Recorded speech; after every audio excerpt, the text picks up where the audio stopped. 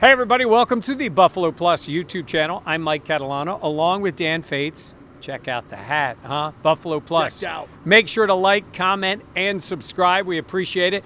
And when you comment, I want your comments on this game because Dan, they won. They're 6-1. All is well. Yeah, ugly win. I guess, you don't get bonus points for winning pretty in the NFL, but this one just kind of, like Josh Allen said, crappy taste in his mouth after this game. And I think that's the best, honest way to put it. Yeah, they come out in the first half. They get the score, right? And they give one up. Anyhow, it's back and forth. Yeah. They're in command at halftime. They're feeling pretty good. The second half, they scored 3 points. And I know that there were reasons behind that, but some of them were odd play calling and bad execution. Let's start with Josh Allen. Let me say this right off the top. Prerequisite here. Josh Allen is great. He may be the MVP. He did not play like an MVP in this game. No, and the bad interception was the one that he said he was pretty much trying to spike the ball into the ground and said, I just didn't. He called his mistakes stupid. You could tell that he was, I don't say remorseful, but you could tell he was bothered by this win. Oh, yeah. And I think that's telling to the level and the standard that this team and Josh Allen hold themselves to. Look, they have played, that's probably their worst game of the season that they've won in. Yeah. And you can look at that, Mike, and say, hey, they played their C game and won by 10 points over Aaron Rodgers. That's great.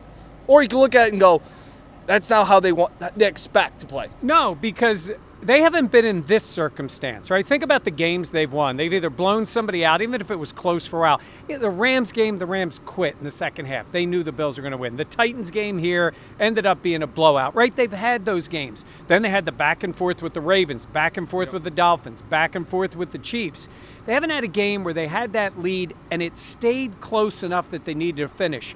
And I don't think they executed very well. They ran the ball, and we'll talk about that in a minute, pretty well until they needed to. Yeah. And look, I don't know what Ken Dorsey was calling in that second half. They were just chucking the ball down the field. I mean, I don't mean you got to just run the clock out, but at least a little better management.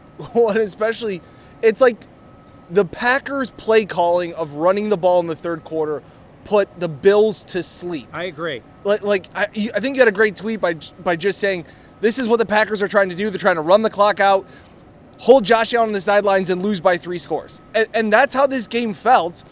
And honestly, they're a field goal away from having to recover an onside kick. And if you would have told me that at halftime, I'd say there is no chance that's happening. Not even at halftime. I mean, they had the back and forth. You had the interception that Allen threw. That didn't even bother me the first one that much. He threw it. It was down the field, whatever. And then Aaron Rodgers gives it right back, that deflected pass, picked off by Matt Milano, who holds on to it.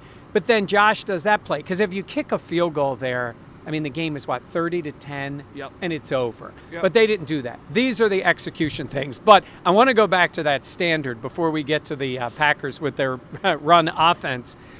It is something that we're standing here, like you said, with a 10-point win against a desperate Packers team. Yep. The funny thing is, they didn't play like a desperate team, the Packers. It was the strangest thing.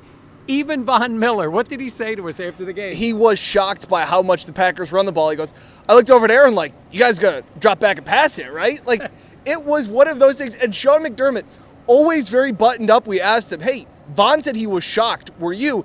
And he gave a roundabout answer. It ended up being like, well, yeah, kind of. And for Sean, that's saying that absolutely I was surprised by it. And it was, I wanted to tweet it, and I ended up not, because, look, Aaron still made a couple of impressive throws. Right. But he was dink and dunk. That was a JV offense that the Packers ran. Yeah, they ran the ball. I'm a big guy that I can spot out garbage stats. The Bills just said you weren't going to, the only way the Bills were going to get hurt was 20-yard pass plays. And so they gave him 7 yards a rush. Yeah. But who cares? Yeah, I guess I looked at it and said, there's an element of concern about the run defense. Because if you're a team that can do both, and it's kind of funny to say the Packers, and I know they have injuries, but kind of say the Packers weren't really able to throw the ball, but they could run it.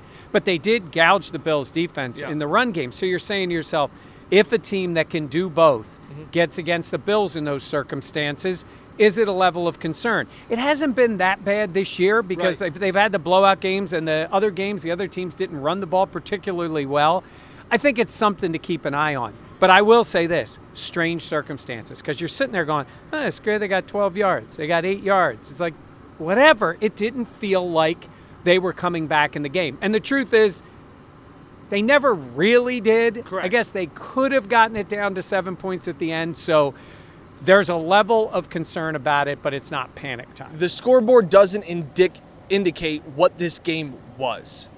The game was a dud. It was, especially the second half. Actually, it was just boring football because the Packers were trying to ice this game away down by 20 points. But it is. Again, Sean McDermott was very adamant that wasn't their standard. That their standard, he goes, we always want to improve. That's the generic cliche. But then you also want to play better than the game before. And I think that's something you try and build off. That's what Ken Dorsey says is how you stay focused when you are the Super Bowl favorite. Yeah. You focus every single day on the practice, and the big picture is the game. And look, this was their C game, as we said. But it's a good thing if you're a baseball pitcher and you don't got your best fastball and you can still win. Oh, yeah. I mean, look, again, we're being, I won't even say nitpicky, because if anybody thinks we're negative, listen to Josh Allen tonight. He was mad at himself, mad at the way they played. But I do think you got to take it in the big picture and say you won the game, they made enough plays, and they got the victory. Stephon Diggs was fired up tonight before the game even started. And I kept thinking, what is his relationship with, like, I thought back to, like, Cortland Finnegan and Andre Johnson. Right. Like, every single time they met, you're like, somebody's going to fight each other. I had no idea this backlash, this With Zaire Alexander. Yeah. And it was intense. That was a ton of trash talking.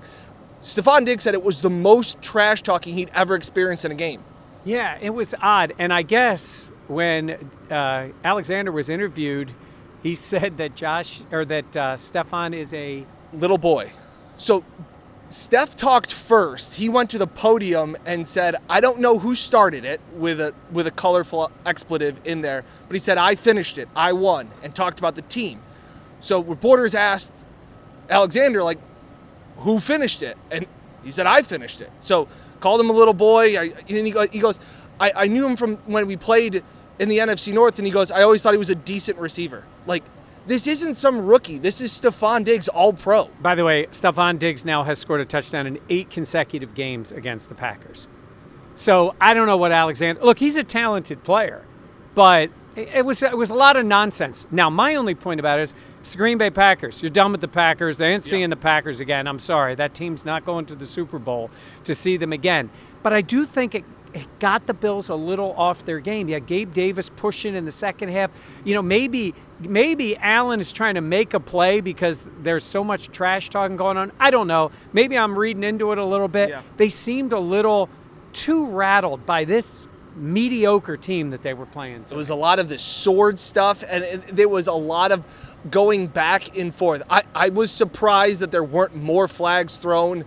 And like I said, Stephon scores the touchdown and throws the football at him, and nothing happens. Nothing happens in that. And by the way, the guy gets kicked out of the game for pushing the practice squad tight end on the sideline. Unbelievable. Way to show him. You know why? Because he's standing there, he's not in uniform. I think they thought he was a coach. I think so. Yeah, but didn't anybody ask? Look, nothing against him, but like you're the practice squad tight end. You're just standing there, and it was a minor little great push. play by him. Yeah, he got a guy kicked out of the game. Strange. But, you know, it was funny. I mean, Von Miller was Von Miller again. He's talking about, nobody trash talks me. And part of it, he was like, basically, he was like, I'm Von Miller. Yeah. Nobody trash talks me. And he goes, but I'm standing on the field. I'm talking to the other guys. I'm asking about your kids. And he's like, what the kids are going to be wearing for Halloween. How's the wife? The wifey, I believe he said. And also, we've joked around about how much Von Miller loves everything. I think he reminds us every single time he gets in front of a microphone, this is 12th year in the league. It is, he says. Every single time. I mean, I've been in this league for 12 years now. You know, things like this happen. I don't trash talk. It was amazing. Every single time he talks, it is amazing. Yeah, it was fun. And then Diggs went on and on about what it's like out there. And that's pretty interesting. And we'll be playing that this week on the Buffalo Plus YouTube channel, just about what it's like in these moments when you think they should just back away. All right. let's just talk about a few guys, and then we'll get moving here. Few guys that I think showed up. I think Matt Milano, I wrote and I tweeted it once, he tackles in a violent way. Yeah. Just the way he plays. Stephon Diggs made fun of him walking off the press conference, said, Milano, you dropped 2 interceptions. And he did. And for a guy that had bet Aaron Rodgers over half an interception, I was very mad at Matt Milano until he actually caught one.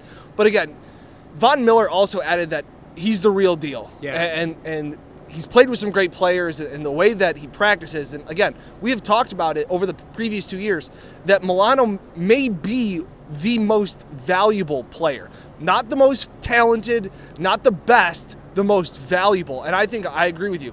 I've always known that he can cover. He's been great at that.